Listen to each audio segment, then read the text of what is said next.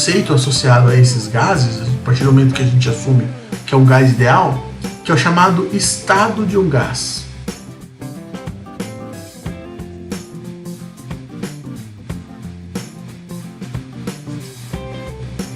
O que consiste esse estado de um gás?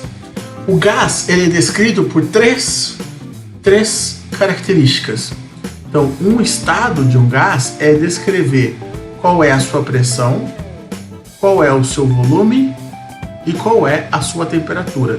Então, eu vou ter uma função matemática que se utiliza da pressão, do volume e da temperatura. Em palavras mais simples, eu vou descrever uma equação que utilize essas três coisas. Tendo essa equação que descreva isso, eu estou descrevendo o estado desse gás. Quando eu modifico pelo menos duas dessas três variáveis, eu tenho a mudança de estado do meu gás. E as possíveis mudanças de estado gasosa que a gente vai estudar aqui, opa, deixa eu arrumar esse M aqui que ficou feio. Então, as possíveis mudanças de estado aqui do gás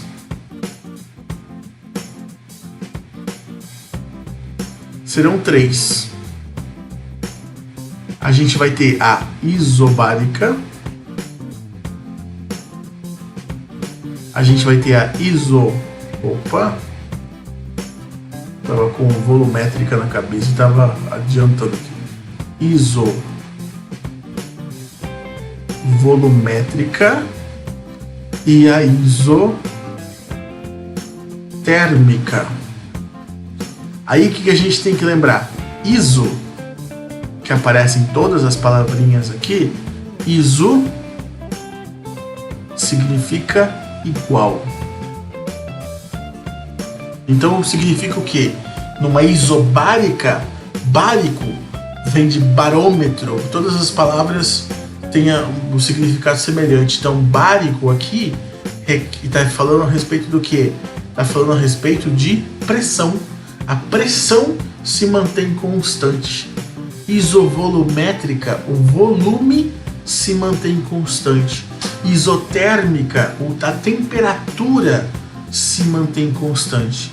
Então o que os cientistas da época, desbravando o estudo dos gases, que conclusões eles chegaram? Eles chegaram ao seguinte, que fazendo diversas medidas sobre diversas condições, eles chegaram à seguinte conclusão, que existe uma relação entre a pressão, o volume e a temperatura, no qual essa relação matemática sempre me gera uma constante. Lógico que eu estou trabalhando com o mesmo gás, em pressões, volumes e temperaturas diferentes, mas sempre o mesmo gás. A partir do momento que eu mudo de gás, a constante passa a ser outra e tudo que eu vou fazer se adapta àquele gás. Então, para um único gás, essas regras se mantêm. Então, o que o cara pensou? Ele pensou o seguinte, ó. A pressão e o volume estabelecem uma relação direta. Quando eu aumento a pressão, falei errado, desculpa. Estabelece uma relação inversa. Quando eu aumento a pressão, eu diminuo o volume. Quando eu aumento o volume, eu diminuo a pressão, e assim por diante.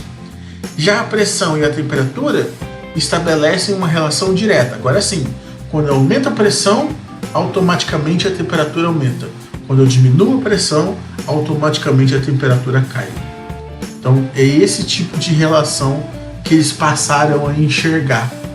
Então, eles visualizaram que, dentre todas as observações que eles fizeram, que a relação matemática entre esses três é da seguinte forma: a pressão ela é inversamente proporcional ao volume, ou seja, quando eu aumento a pressão, o volume cai.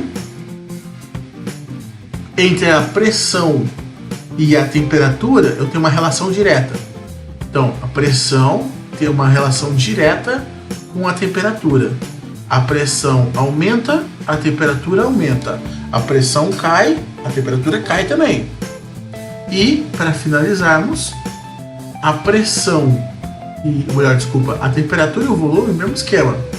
A temperatura